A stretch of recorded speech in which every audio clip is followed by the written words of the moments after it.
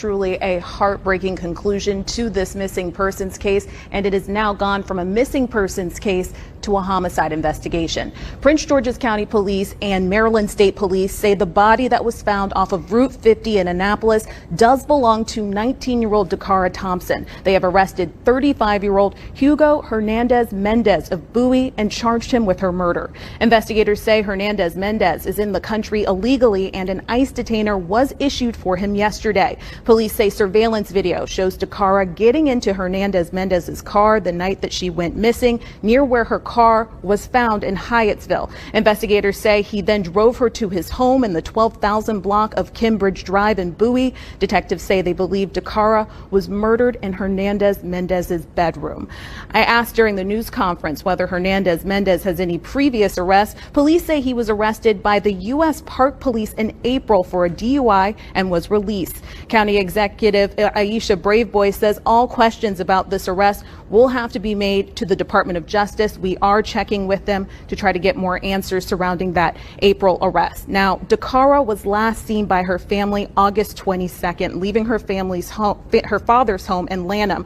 She was reported missing the following day. Police say her body was discovered about a week later in that grassy area along Route 50 in Annapolis. The county executive shared some details about Dacara. She said that she worked for nonprofit Prince George's. This is a young woman who dedicated part of her young life to serving others,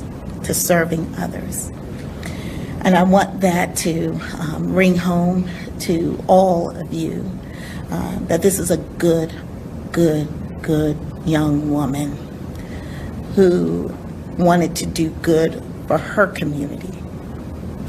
And now her community will stand behind her family as we seek justice for her. The facts of the case: 19-year-old Dacara Thompson was last seen on August the 22nd. She was reported missing the very next day. On August the 21st, her family located the vehicle in the area of Jasmine Terrace in Hyattsville, Maryland. On August 31st, what we believe to have been Dacara's body was located by the Maryland State Police Department in the area of eastbound Route 50 at Route 97. On August 23rd, in the area of University Boulevard in Hyattsville, Maryland, a short distance from her vehicle, at approximately 3 a.m. For reasons still under investigation, it appears that Dacara willfully entered a vehicle being driven by Hugo Rene Hernandez-Mendez, 35-year-old male out of Bowie, Maryland. Through investigative techniques and video review, detectives were able to track the vehicle's movement to an address on Kimber Ridge Drive in Bowie, Maryland. On September 4th, several search warrants were obtained and executed pertaining to this case, which led detectives to obtain enough probable cause to take Hugo Rene Hernandez-Mendez into custody and present him to the court commissioner for the murder of Dacara Thompson. We believe the murder occurred in the home on Cambridge Drive in Hernandez's bedroom. Her body was taken to the location that it was recovered at by Hernandez. At this time, there are no additional suspects. However, this investigation is ongoing. Our thoughts and prayers are with her family during this time. Detectives from the Prince George's County Police Department's Missing Persons Unit were quickly joined by the Prince George's County Police Department Homicide Unit, along with our law enforcement partners from Maryland State Police and the City of Bowie, who worked jointly and tirelessly to determine the facts of this case. Because the pre-existing relationships between our agencies, we are where we are. There's still a lot of investigative work to be done in this case, and we're asking members of the community or anyone that may have information about this case to contact us at 1-866-411-TIPS. Throughout this case, members at the highest level of our law enforcement agencies were kept abreast of every development, and cooperative decisions were made jointly I have no words to express my appreciation for the Superintendent of the Maryland State Police, Colonel Butler, and Bowie's City Police Chief, Dwayne Preston, for their involvement. In addition to law enforcement involvement in this case, the highest level of our governments were kept abreast of this matter. This included daily briefings with Deputy Chief Administrative Officer Melvin Powell and County Executive Aisha Braveboy, both of whom provided unwavering support for our teams who were conducting this investigation. Incidents like this affect our entire community. Ms. Braveboy's involvement in this case, for me, further reflects her passion for people and the community that we serve. On behalf of our department, I want to personally thank you for your support in this tough case. It meant a lot to me personally, and I appreciate it. At this point, I'll turn it over to County Executive Aisha Braveboy. Thank you so much. Thank you, Chief, and thank you to all of our public safety partners who are here with us today. But more importantly, I want to thank this community. When you found out that Dacara Thompson was missing, you answered the calls of her parents and her family to help find her, to locate her, because she means so much to so many. And so it is tough that we're at this point where the search is over and justice begins. I want to thank our superintendent. I want to thank also Chief Preston, the men and women of the Prince George's County Police Department and its homicide unit, as I have repeated numerous times as state's attorney, the best of the best. I want to thank you for closing this case quickly. And now we will hand this case over to our state's attorney, Tara Jackson, to seek justice. But I did want to reflect on Dacara Thompson, young 19-year-old graduate of St. Charles High School in Charles County. She was living with her father, and part of the reason she lived here is because she was working for nonprofit Prince George's as part of her service year option that she decided to participate in, and this activity is sponsored by our Governor Wes Moore. So this is a young woman who dedicated part of her young life to serving others, And I want that to ring home to all of you that this is a good young woman who wanted to do good for her community.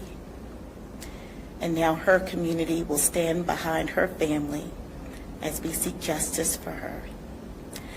I will now turn the mic over to our Superintendent Butler.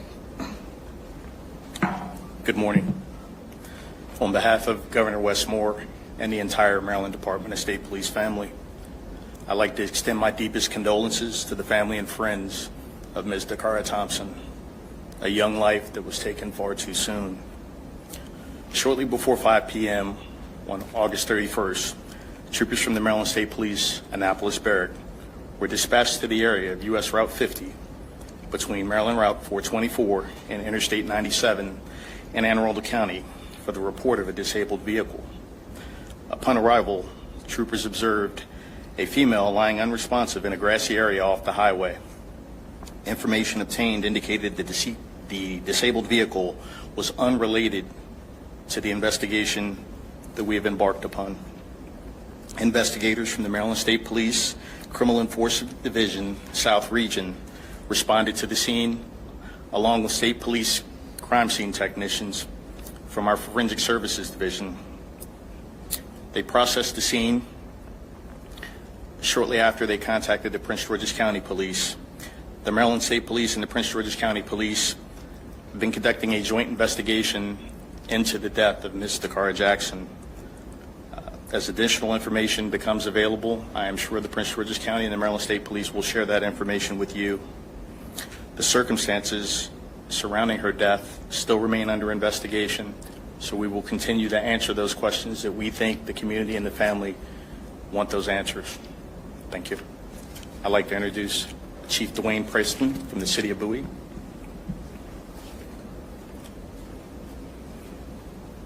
Good morning. On behalf of our City Manager, Alfred D. Lott, I want to express my condolences to the family of Dacara Thompson. Members of the Bowie Police Department have worked in great collaboration with Prince George's County Police Department and the Maryland State Police. And unfortunately, the evidence led to this incident culminating in the City of Bowie. We've continued to work in partnership with our strong partnerships with our law enforcement agencies, and it's our prayer that as this case matriculates through the criminal justice system, that justice will be served for the family. Thank you.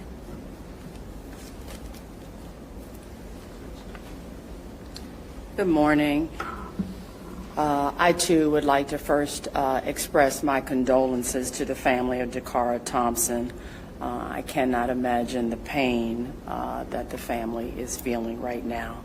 And I agree with the county executive when she says that the community is grieving with the family. I also want to thank the county executive and her leadership team, Chief Nader, Chief Preston, our Maryland State Police partners. We are indeed a team in bringing justice and protecting our community. I know that the public has been following this case closely, and oftentimes our community does not understand the legal process and roles of each member of our legal team, of our law enforcement team. So as State's Attorney for Prince George's, I'm here this morning to explain the legal process and next steps. The police have charged Mr. Hernandez-Mendez, as you've heard, with murder and related charges. He has appeared before a commissioner, a judicial officer, and that commissioner has determined that there is probable cause to support the charges, and he was held without bond. Mr. Hernandez-Mendez will now appear at a bond hearing. We're not sure whether that bond hearing will be today or on Monday. And during that hearing, the court will determine whether or not he should remain held. In making that decision, the court will look at the nature of the charges that are lodged against him, as well as the safety of the community. As I said, this bond hearing may occur on Monday and not today. At this point, there really is not much more that I can offer other than to say in the weeks to come, my office will do a thorough review of the evidence, and we will determine whether or not Mr. Hernandez-Mendez should be indicted, and if so, what he should be indicted for.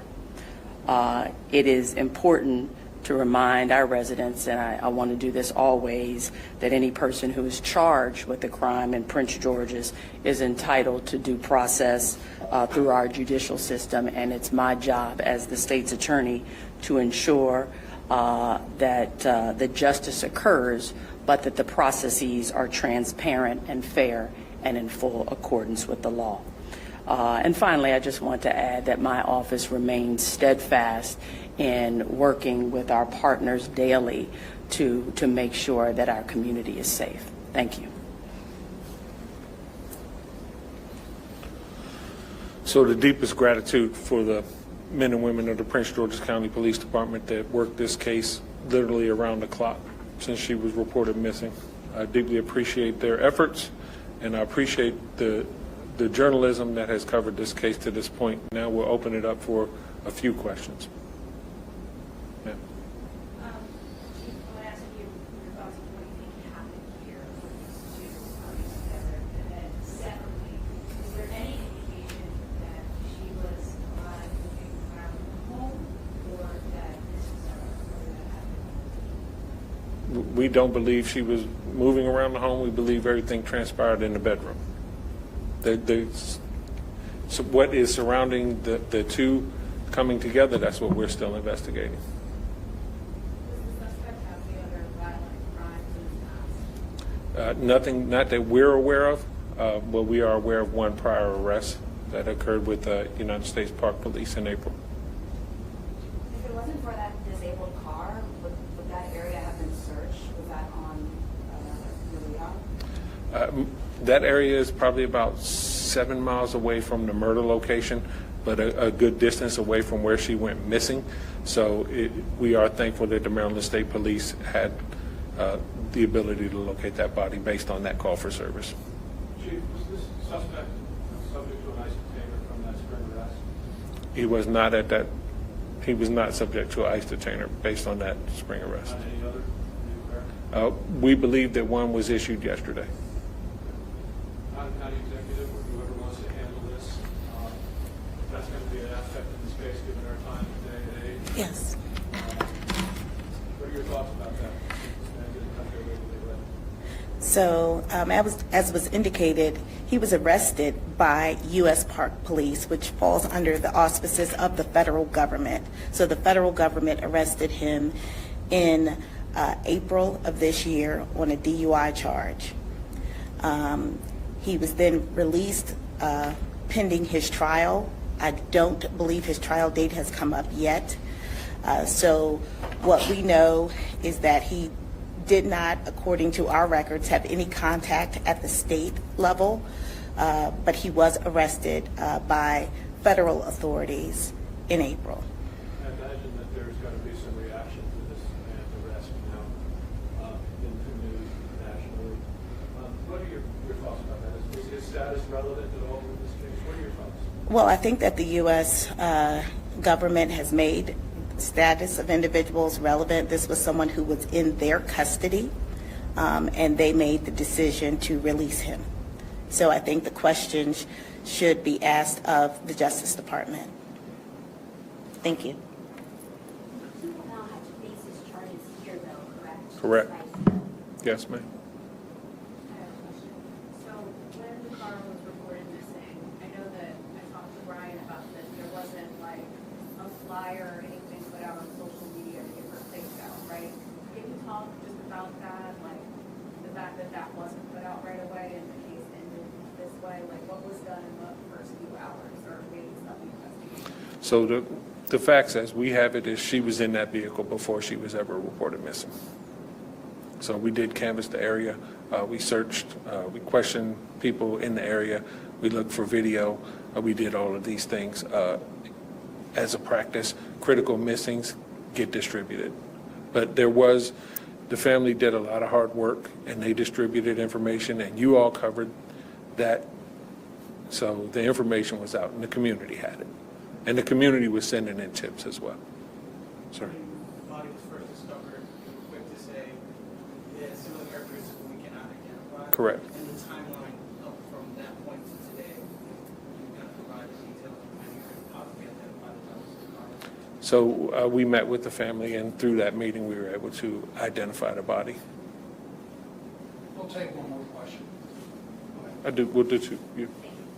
I was going to ask, are any investigators talking with the suspect as he is cooperating with his We did interview the suspect and we got limited cooperation. Can I just ask, and I'll ask this respectfully, any trauma to the body? We're not going to discuss the manner of death at this time. But thank you for your question. And thank you all. We really appreciate you coming up.